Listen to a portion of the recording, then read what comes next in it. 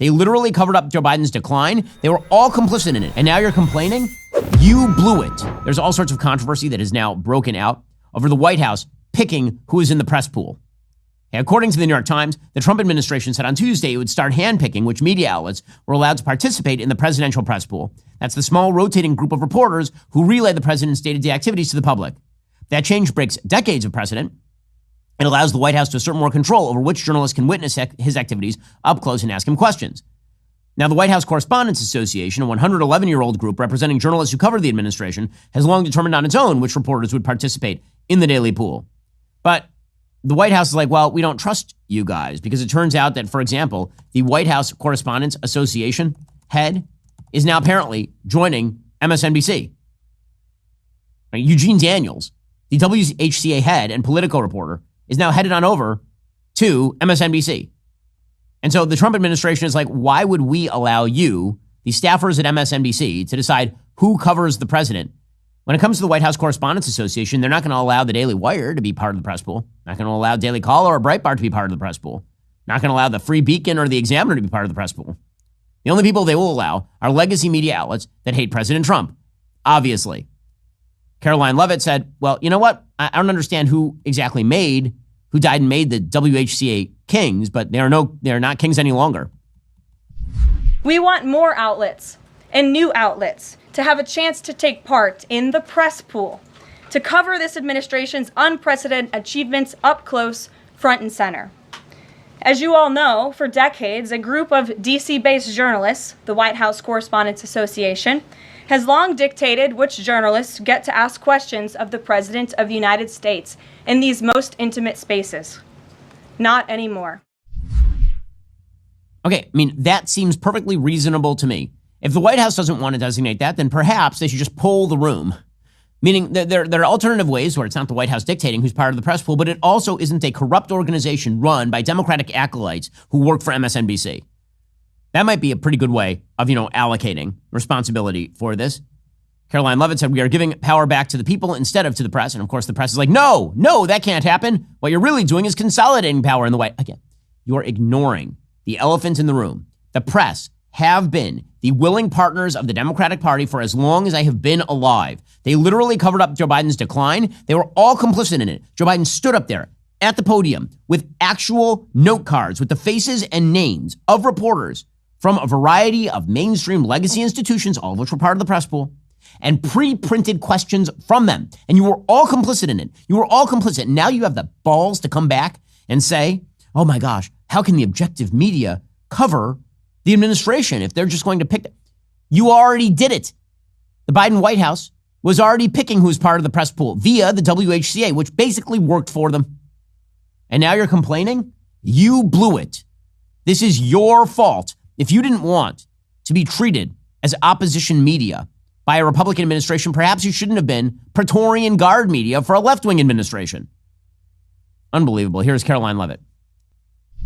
I am proud to announce that we are going to give the power back to the people who read your papers, who watch your television shows, and who listen to your radio stations. Moving forward, the White House press pool will be determined by the White House press team. Legacy outlets who have participated in the press pool for decades will still be allowed to join, fear not, but we will also be offering the privilege to well-deserving outlets who have never been allowed to share in this awesome responsibility. Just like we added a new media seat in this briefing room, legacy media outlets who have been here for years will still participate in the pool, but new voices are going to be welcomed in as well. Now, again, WHCA is complaining about all of this. Eugene Daniels, who's moving over to MSNBC, said, quote, this move tears at the independence of a free press in the United States. It suggests the government will choose the journalists who cover the president. In a free country, leaders must not be able to choose their own press corps. They have been for literally years. For years. We know. Utter insanity from the press. That's how you got here. That is how you got here. Amazing stuff there. Just slow clap for the media who destroyed their own credibility in order to save the Democrats. And now it turns out that no one actually cares whether they are allowed in the press pool or whether they're not allowed in the press pool. This is your fault, guys. You broke it. You bought it. FAFO. By the way, The sort of underlying theme here seems to be that President Trump is not transparent enough, that you need the media like in his private spaces in order to, with the press pool, in order to find out what he's doing. President Trump is the most transparent president in American history. It is not close. President Trump answered in the first month of his administration, I'm not even kidding, 1,009 questions from the press. 1,009. President Trump loves it like nobody else. Let me give you a contrast in numbers. Joe Biden, in his first month, took 141 questions from the press. Donald Trump, in his first month, the first time around, took 199 questions from the press. Barack Obama took 161 questions from the press. Donald Trump, in his first month, took 1,009 questions from the press. 1,009, as in like 8 times higher than any of his predecessors, including himself last time around. And they're complaining that there won't be enough access to him.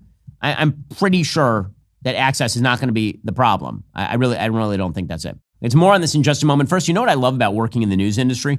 Every single day, I get to connect with millions of listeners, share breaking stories, work with incredible talent who are just as passionate about the political sphere as I am. There's nothing quite like the energy and thrill of creating content that not only informs, but also resonates with people around the country. If you're doing what you love to do, there's nothing better than being surrounded by people who love it the way that you do. If you own your own business, you want to hire employees who love what they do to boost the overall success of your business and make it a pretty great place to work. How do you find passionate employees who are a good fit for all your roles?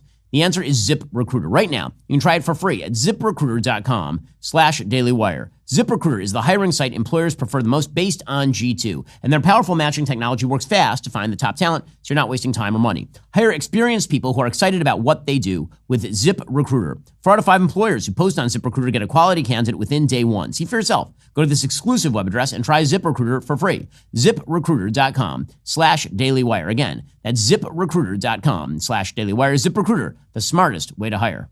Okay, meanwhile, President Trump has achieved another victory with regard to Ukraine. So apparently, Ukraine has now agreed to a mineral rights deal with the United States. Now, you'll recall, the United States originally, reportedly, proposed a mineral rights deal in which pretty much all rare earths minerals projects by the Ukrainian government would be split 50-50 with the United States in terms of upside. The United States would invest in some sort of joint fund, and then all profits would be split 50-50. That's not precisely the deal that is now emerging out of Ukraine, because Zelensky had rejected that deal. He said that's unfair to our country. It takes $500 billion out of our economy and gives it back to the United States. The United States has only paid in at $160 billion, $170 billion in terms of aid to Ukraine. So even if you're trying to sort of redress the aid the United States has put into Ukraine, it's significantly more than that in terms of the mineral rights deal. This mineral rights deal is a little bit more prospective just in terms of content. According to the Wall Street Journal, the United States actually dropped its previous demand for the right to $500 billion in potential revenue from the development of Ukraine's mineral resources. The Ukrainian president had said for months Ukraine's allies in the war against Russia could have access to the country's mineral resources, but he said he couldn't sign an agreement that did not include security guarantees for Ukraine. And originally, the United States had demanded the right to up to $500 billion in revenue from mineral development. So this led to conflict clearly publicly between Zelensky and President Trump. The new text does not do that. The new text does not overtly include security guarantees. Under the terms of the agreement, Ukraine would pay some proceeds from future mineral resource development into a fund that would invest in projects in Ukraine. So what does that mean? It means that all the stuff that's already being developed in Ukraine, that stuff is not going to be subject to this joint American investment. It's future development that is going to be subject to joint American investment. Now, one of the big problems for the United States with this is that much of the rare earths material that we actually need is in the Russian-occupied areas of Ukraine. So presumably, the United States is not going to gain access over all of that. The size of the U.S.'s stake in the fund and joint ownership deals will be hashed out in future agreements. President Trump did celebrate the actual deal, suggesting that this was the beginning of a security arrangement between the United States and Ukraine. He said, listen, what this basically does is it makes sure that the United States is investing in the future of Ukraine, and now we have a pretty strong interest in Ukraine actually not becoming just a Russian precinct. With Ukraine and this mineral deal, what does Ukraine get in return, Mr. President? $350 billion and lots of equipment, and military equipment, and the right to fight on, and originally the right to fight. Look, Ukraine, I will say they're very brave and they're good soldiers, but without the United States and its money and its military equipment, this war would have been over in a very short period of time. Now, again, the New York Times is citing a draft document. The U.S. would own the maximum amount of the fund allowed under American law, but not necessarily all of it.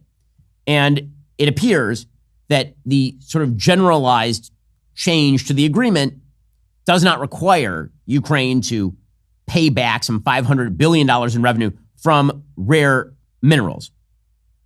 And apparently, again, it doesn't include a firm security guarantee from the United States, but you can hear from President Trump's language that he is essentially pledging a continued security guarantee from the United States, which is the preliminary to an end to this conflict. Everyone knows Ukraine is not going to come to the table unless there is a security guarantee provided to it by the West. And by the way, Ukraine would be foolish to come to the table with anything short of that. They'd be absolute idiots to do that. After all, the United States and the West sold out Ukraine. Let's be clear about this. In the early 1990s, Ukraine had literally thousands of nuclear weapons on its soil. In an attempt to denuclearize the area, the United States and its allies in Europe pledged security guarantees to Ukraine in return for them denuclearizing, getting rid of their nuclear weapons. In retrospect, Ukraine never should have done that. It was an idiot move. And so now the Ukrainians are saying, listen, we are not going to give up our right to fight for our country unless somebody else is going to come in and guarantee this. Okay, that is perfectly rational. And I think President Trump knows that. Well, that's all for now, folks. Don't forget to like, subscribe, and comment your thoughts down below. Be sure to check out all of the other great content on my channel. I'll see you here next time.